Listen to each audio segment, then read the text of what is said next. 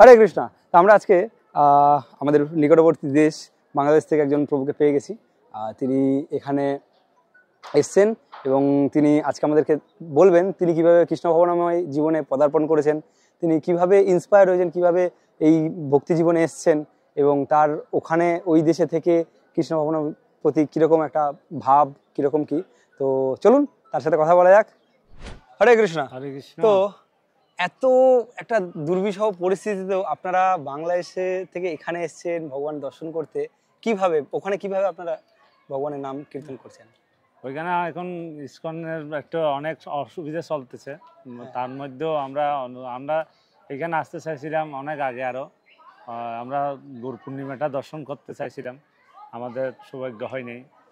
আমরা অনেক কষ্টের মধ্যে এখানে আসছি, মানে ভগবানকে দর্শন করার জন্য, মায়াপুর দর্শন করার জন্য।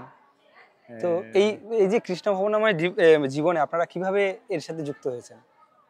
আমাদের গুরু মহারাজকে দর্শন করে, তারপর একাদশী ব্রত পালনার জপের মাধ্যমে ইসকনের সাথে যুক্ত হয়েছেন। আপনারা মানে সপরিবারে একদম ভক্তি জীবনে আছেন? সপরিবারে।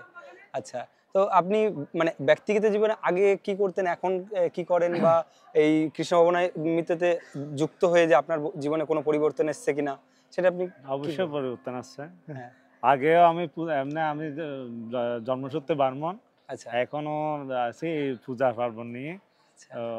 আমার মানে এখনো পূজা পার্বণ, আগে যেটা হতো না এখন এটা, আগে শুদ্ধতাটা কম ছিল, এখন শুদ্ধতাটা বেড়ে গেছে। আগে আমি আমিষ আহার করতাম, এখন আমি আমিষ আহার করি না। শুদ্ধতা। তারপর একটা ইয়ে আছে, অনেক কিছু সূচি অসুচি আছে, ওগুলো পালন না হতো, এখন সবকিছু মানে কন্টিনিউ হচ্ছে। বছরে আসা বলতে আমি এইবার প্রথম আসলাম। আচ্ছা, এইবার প্রথম আসলাম।